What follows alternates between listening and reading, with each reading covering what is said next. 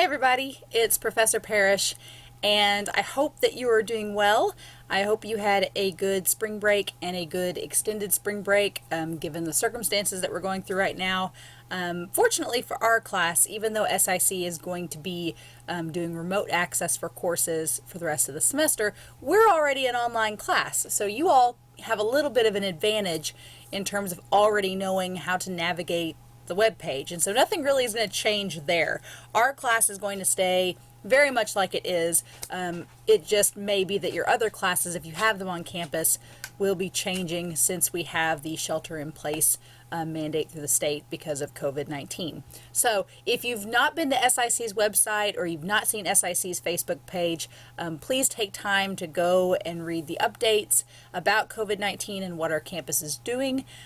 Please, if you have other classes this semester, email your instructors. I know personally, I have friends on campus that are instructors at SIC. They're doing the best that they can to kind of transition your class into an alternate format. So if you have any questions, please don't hesitate to email them. If you're having trouble getting hold of them, email me and I'll try my best to help you all too. So I did post a video last week for week 10, even though we had an extended spring break. There were assignments from week 10. If you've not watched that lecture video, feel free to go back and watch it. But basically, long story short, if you haven't done week 10's assignments, those are also going to be due this week for week 11 along with this current week's assignments. So that's what I'm going to be going over today, is just letting you know what's due this week, what will be due March 28th or 29th rather, whatever that Sunday is, and just making sure that everything's clear for this coming week. So I'm going to make myself a little bit smaller here. All right, and we are going to I'm going to switch this over to student view, and then we are going to go to the assignments page. All right, so I have changed the due dates for assignments. If you look at week 10 and 11, week 10 there is a discussion forum, a textbook activity, and a grammar review, and I had actually changed all of these to be due this coming Sunday, March 29th. So you have those three assignments, and some of you have already done them, but those are due March 29th. And then this week's assignments are also due. So I am sorry we've had to kind of double up on these assignments. Unfortunately, because of the situation, that's what we have to do. So this will be the only week we double up on assignments. It just worked out with that extended spring break. I wasn't going to penalize anybody for that, so I extended spring break beyond that. So what's due this week, week 11, in addition to these three assignments, is going to be your discussion forum for week 11, and I'll open that up in another tab. And then we are officially, once you have textbook activity number 5 done, we're actually going to be done with our textbook activities. So we will still have some grammar reviews, and we're going to do this new thing called a reading response, but otherwise that's the last of the textbook activities. So I'm going to open it out to the side as well. As far as readings go this week, there's only 2 things to really read. One is about narration, and one is chapter 15, pages 293 to 306. It's a really short chapter. It's about narration. Our third paper is going to be a narrative paper, which I think is pretty easy for most people. It's just you writing about an event that's happened in either your life or the life of a friend or family member. So as far as guidelines go, you can go ahead and look at the writing prep narration drop box. That's in week 12. That's where our guidelines are.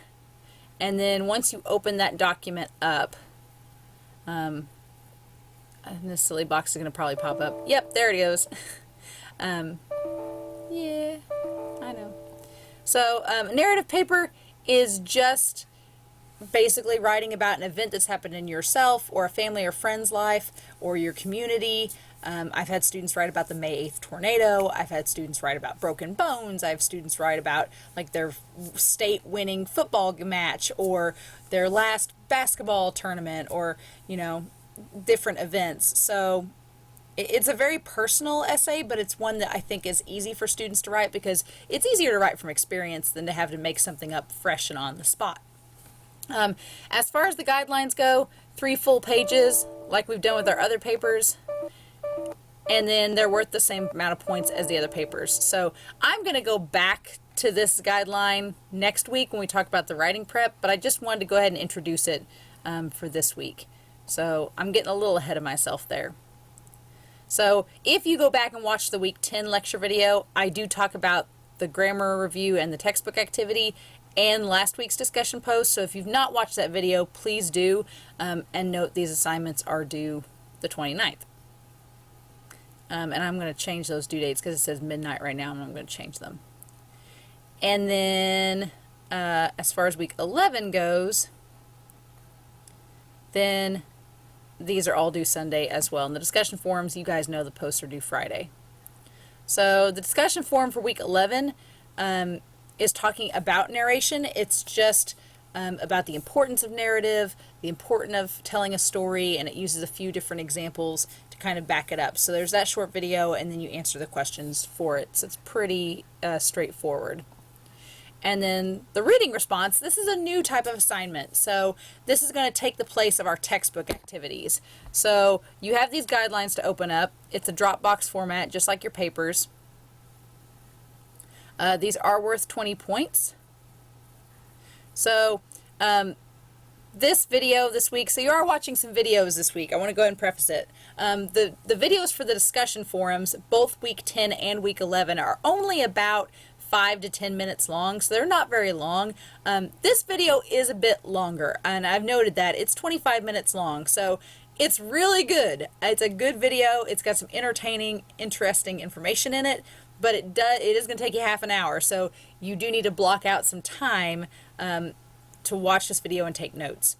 So it's about Mary Poppins. It's about revisionist history, which I think is really interesting. If you don't know what revisionist history is, it's basically people rewriting history in a different and changing the perspective of history. So it's a rather controversial field, but it's one that I think is important to discuss.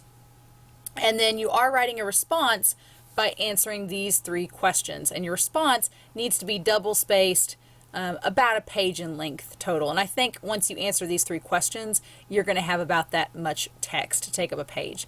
For the record, this is not double-spaced. If you want to double-space something in your Word document, you can just highlight all of it, go over to this little tab here with arrows, click the 2 for double, and that's what double-space looks like. I know some students are like, double-spaced? My generation's used to double-spacing everything. I know it's not used in some classrooms, but it should be. But that's double-spacing. So as you can see, double-spacing compared to single-spaced, big difference, right? So if you're like, oh, a page, once you double-space it, it's not going to be a lot of text there, right? Okay. So that's the reading response. And so it's going to be a new assignment that we do, just kind of giving you some more practice with writing with what you're going to do in English 121 and 122, just giving you some more practice there. All right, so that's pretty much it. There's those assignments to do. Like I said, if you've not watched week 10's video, go back and watch it. I explain week 10's assignments, and then for week 11, we're not starting narration yet, just be thinking about it. We're just doing the discussion forum, the reading response, and those 3 assignments. All right. As always, everybody, I know that it's kind of a questionable time. I hope that you are practicing social solidarity, doing social distancing. Call your family members, call your friends. I never thought I'd be recommending people getting on the Nintendo Switch and playing games with each other, but I've had friends that, one of my friends, she teaches in a college at Boston, and she actually has a class about video gaming, which is interesting, and she's encouraging all of her students to like get on Twitch and stream together and do stuff with various software. So it's an interesting time to use technology. But please be safe, be smart, and if you have any questions at all, please don't hesitate to reach out. I won't be on campus, obviously, but I've got an office space set up at home, and I'm going to be doing my my dual credit stuff. That's my job outside of this from home, and so I will have access to my computer and be able to check my email. If you are planning to revise the compare and contrast paper, those revisions are due March 29th as well. So there's a lot of things due this coming Sunday. I hope that just pace yourself, and I hope that you are able to be as stress-free as possible. But it's great to talk to you all, and I hope to talk to you again soon. All right, have a great week, everybody, and I'll talk to you later.